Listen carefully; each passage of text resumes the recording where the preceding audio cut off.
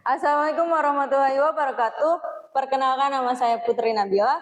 Saya dari Prodi Manajemen Dakwah dengan NIM 12513200152. Di sini saya akan memaparkan tugas UAS pengantar sosiologi dari dosen pengampu Bapak Abdul Hafiz S.Sos MA.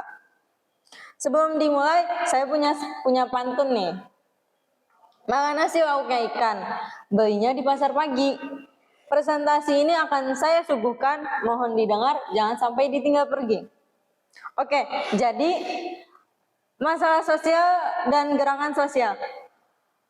Ayo kita diskusi, apa saja permasalahan sosial yang pernah kalian lihat di lingkungan sekitar? Apakah menurut kalian masalah tersebut berdampak besar bagi kehidupan masyarakat? Tujuan pembelajaran, apa sih tujuan pembelajarannya? 1. Menjelaskan pengertian masalah sosial. 2. Mengidentifikasi ciri-ciri masalah sosial. 3. Menyebutkan penyebab timbulnya masalah sosial. Dan 4. Menyebutkan contoh-contoh masalah sosial. Next. Pengertian masalah sosial. Apa sih pengertian masalah sosial tuh? Masalah sosial adalah kondisi dalam masyarakat yang tidak sesuai dengan harapan atau nilai sosial dan menimbulkan dampak negatif yang dirasakan oleh banyak orang sehingga membutuhkan pemecahan atau penanganan. Next. Sumber masalah sosial. Apa sih sumber masalah sosial itu? Masalah sosial dapat timbul karena faktor ekonomi, budaya, politik, dan biologis. Contohnya adalah kemiskinan, pengangguran, konflik antar budaya, dan pencemaran lingkungan.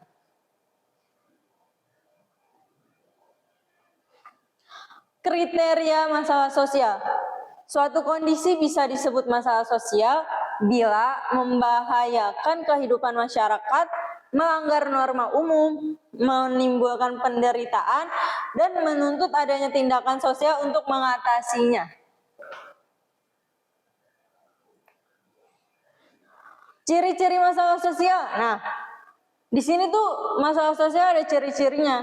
Ciri utama masalah sosial adalah bersifat kolektif atau dirasakan bersama, bertentangan dengan nilai dan norma sosial, dan memerlukan solusi dari masyarakat atau pemerintah.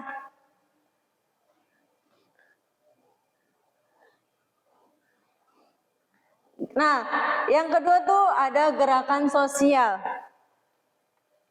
Apa sih gerakan sosial?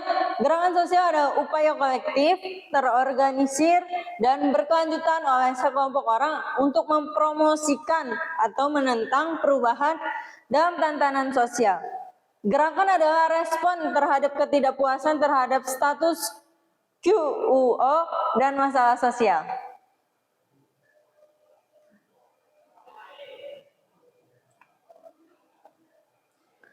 Nah, bentuk-bentuk gerakan sosial terbagi menjadi 4. Ada apa aja sih? Nah, yang pertama tuh gerakan alternatif. Yang kedua, gerakan redemptif. Yang ketiga, gerakan reformasi. Yang keempat, gerakan revolusioner. Nah, gerakan alternatif atau alternative movements. Tujuannya mengubah aspek tertentu dalam perilaku, sikap, atau gaya hidup individu. Fokusnya sempit dan spesifik, bukan pada perubahan sistem.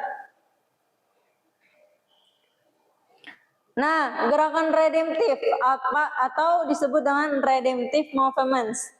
Tujuannya mencari perubahan total pada individu. Seringkali melibatkan transformasi spiritual atau normal yang radikal, atau penebusan atau redemption. Next. Gerakan reformasi. Apa sih gerakan reformasi? Mengubah parsial atau terbatas pada sistem atau aspek masyarakat tertentu, bukan seluruh struktur sosial. Mereka bekerja dalam kerangka sistem yang ada.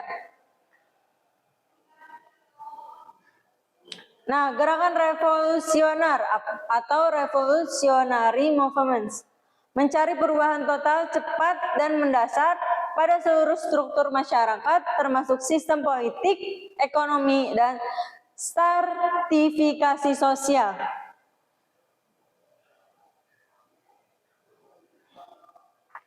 Upaya penanggulangan masalah sosial. Penanggulangan masalah sosial dapat dilakukan melalui pendidikan, pemberdayaan masyarakat, penegakan hukum, dan kolaborasi antara masyarakat dan pemerintah. Peran sosiologi dalam masalah sosial. Jadi sosiologi itu ada perannya dalam masalah sosial. Apa sih perannya? Nah, sosiologi berperan dalam mengkaji penyebab, dampak, serta memberikan solusi terhadap masalah sosial melalui pendekatan ilmiah dan pemahaman terhadap masyarakat. Nah, kesimpulannya nih. Jadi yang tadi saya jelaskan tuh semuanya ada kesimpulannya. Yaitu masalah sosial adalah tantangan nyata dalam kehidupan bermasyarakat yang harus dikenali, dipahami, dan diatasi secara bersama dengan pendekatan yang manusiawi dan berkeadilan.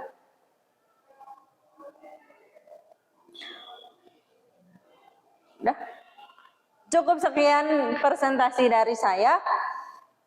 Kurang lebihnya mohon maaf. Jika ada kekurangan, mohon dimaafkan. Jika ada kelebihan, mungkin nggak ada kelebihannya. Wassalamualaikum warahmatullahi wabarakatuh.